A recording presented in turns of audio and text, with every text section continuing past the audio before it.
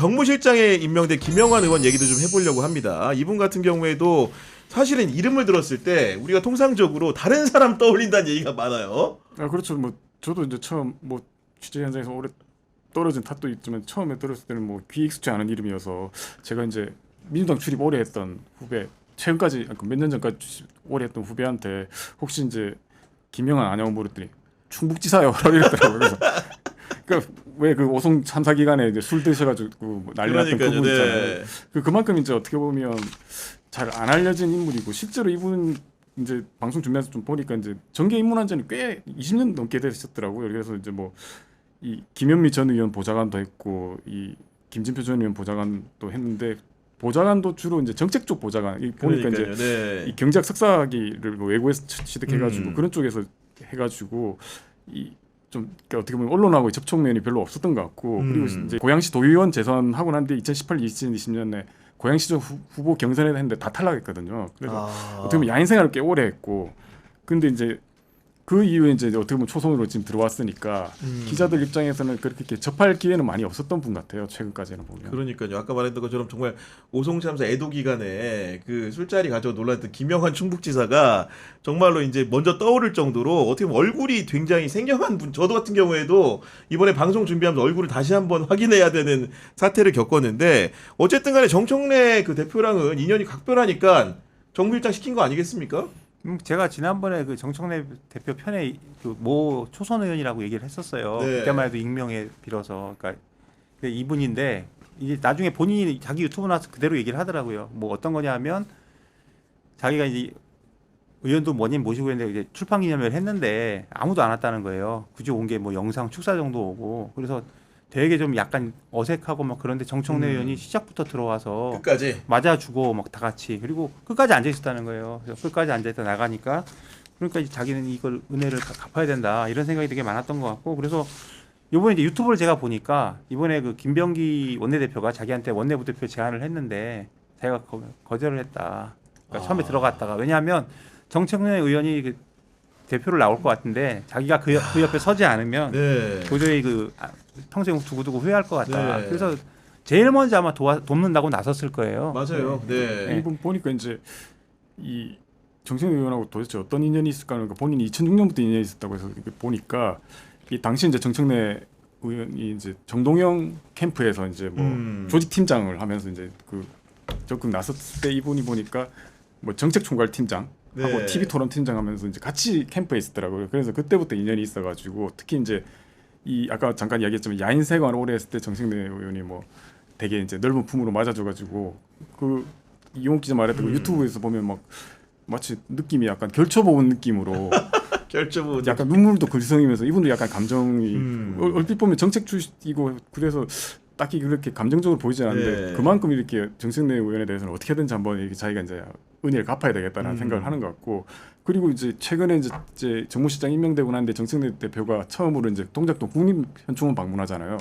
그 바로 딱 오른쪽에 딱 서 있더라고요. 그래서 바로 오른쪽에 통상 우리 저희가 이제 기자들이 오른쪽 딱 쓰면 저 사람의 위치가 어떤지 좀 알잖아요. 그거 네. 어떻게 보면 최측근이고 이 당대표 정무실장이라는 걸 한번 생각해 볼 필요가 있는 게 사실 비서실장이라는 게 있잖아요. 그래서 옛날 같으면 사실 정무실장이라는 게 이게 직책이 거의 없었거든요. 그런데 이제 어느 순간부터 보면 이제 비서실장 이상으로 당 대표를 보좌하는 역할을 하는 게 정무실장이고 지금까지 역대 당 대표 정무실장 보면 이제 이 역할이 어떤지 좀 짐작할 수 있는데 이재명 당 대표 일기 때 보면 뭐 정진상 네, 가장 최측근인 진짜 정진상 핵심이네요. 했고 네. 그다음에 친명 7인 핵심이라는 김영진 의원이 또 했잖아요. 그러니까 그만큼 이제 이 당 대표 이중을 제대로 아는 사람들을 정무실장을 맡았는데 이분이 이제 어떻게 보면 정 대표의 의리 부르면서 반해가지고 정 대표 지킴이 일어났으니까 향후의 역할이 좀 기대됩니다. 그러니까 정청래의 또 인선 스타일을 보게 되는 건데 정말로 신의와 의리를 중시하는 것 같은 게 아까 말한 것처럼 뭐 이분의 그런 여러 가지 행사에도 참석했다고 했는데 물어봤더니 저는 이제 정청래가 어떤 특정 국회의원 두 분,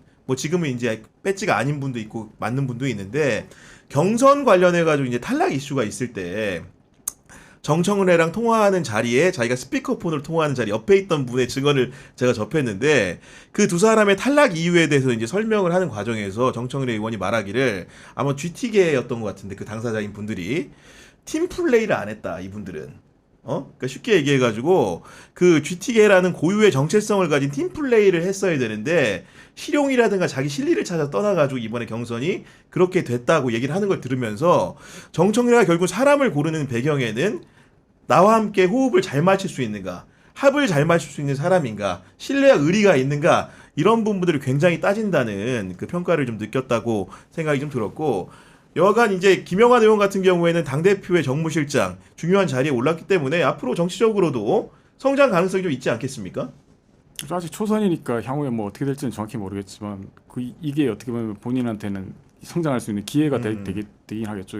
그리고 이제 이 초선이고 정치적으로 이제 강성 목소리를 낸 편이 아니니까. 그리고 이제 본인이 어떻게 보면 기자들이 그런 평가를 하더라고요. 정무실장이지만 이분이 지금까지 거쳐온 걸 보면 정책을 주로 이제 꿰뚫고 네. 있었으니까 정책을 겸비한 정무실장이다라고 해서 특히 이제 앞으로 뭐 현안들이 있을 때 그 이야기를 얼핏 하더라고요. 이분 원체 기자들한테 평가가 좋고 이래서 보통 기자를 취재할 때 이제 뭐 누구한테 찾는데 야, 정무실장이지만 정책도 아니까 뭐라고 하냐 뭐 일타쌍피 개념으로 전화 한번 해가지고 해야 되겠다 그런 이야기를 할 정도로 뭐 향후에 이제 좀 발전할 가능성이 있겠죠. 뭐 김진우 기자가 이제 정책 얘기하니까 저도 전화하면서 물어보는데 그 얘기를 많이 들었어요. 이 사람 이 김영환 의원은 집에를 안 들어간대요.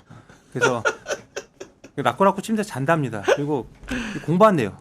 자기 기재위 공부 정말 열심히 한대요. 이게 여러 사람한테 들었거든요. 그래서 일주일에 반은 집에 안 들어가는 사람이고 혼자 사무실에 앉아서 공부하는 사람인데 이번에 그 불법 계엄 때도 자기가 이거 공부를 하고 있었대요. 예산 관련해서 질의 관련인데 윤석열이 저기 텔레비에 나와서 얘기하기 좀 미친 이건 제가 한 말입니다. 아무튼 그래서 자기 와이프한테 전화해서 뭐 어디 얘기를 하고 자기가 그 국회 정문으로 뛰어나간 거예요. 나갔는데 그때 도착한 시간이 국회 그 경비대가 맞기 3분 전에 정문 앞에 도착을 했답니다. 예, 그래가지고 사진도 있어요 유튜브에서 오마이뉴스인가 어디 찍혔는데요. 그래서 처음에 서 있고 나중에 이제 뭐 경비들하고 그 국회 보좌진이 한 20명 정도 남아 있었대요. 그래서 같이 이제 여기는 국회 안에 있는 거고 경비대들하고 막 싸우고 나중에 그 사진을 보니까 자기가 그 옥상 그 문이 있잖아요. 그 위에 매달려서 막 의원들을 끌어올리고 그러고 있어요. 그래서 제일 먼저 그 찾아가서 싸웠던 그런 의원이기도 합니다. 근데 그게 본인의 이제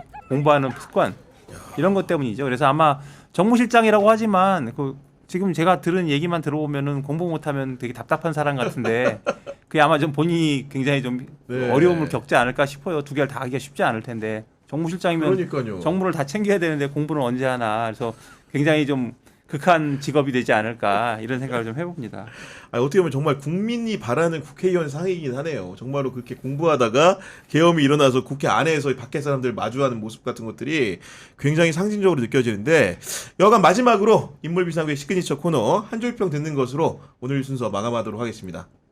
먼저 부탁드립니다. 이용 선배. 예, 그 뭐 우리 정청래 의원 하면 대표적으로 이제 강성파로 알려졌는데 뭐 두 분만 얘기를 하겠습니다. 일단 그 정책위의장하고 사무총장 워낙 중요하니까 조승래 의원이나 한정혜 의원은 사실 되게 온건파고 개파색도 옅은 사람이고 해서 좀 이채로운데 그런 생각을 해봤어요. 정청래 대표는 어쨌든 좀 세게 직진하시는 분이니까 이게 개혁 과제를 완수하는 그 길 위에서 이제 울퉁불퉁한 장애물도 만날 수 있고 아니면 본인이 지나간 다음에 땅이 파이거나 이제 앙금이 남을 수가 있잖아요. 그러니까 이제 이 두 분들은 그 개혁 과정에서 장애물이 돌처럼 걷어내고 땅이 파이면 뒤로 메우는 역할을 해야 된다. 그래서 뭐 그 조승래 한정혜는 뭐 개혁의 윤활유다. 그렇게 하고 싶습니다. 알겠습니다. 김진우 선배 한 줄평 들어보도록 하겠습니다.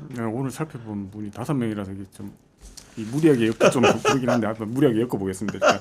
이분 보니까 약간 이분들이 기본적으로 뭐 흥도 많고 끼도 많고 뭐 눈물도 많고 사연도 많은 이들 같은데요.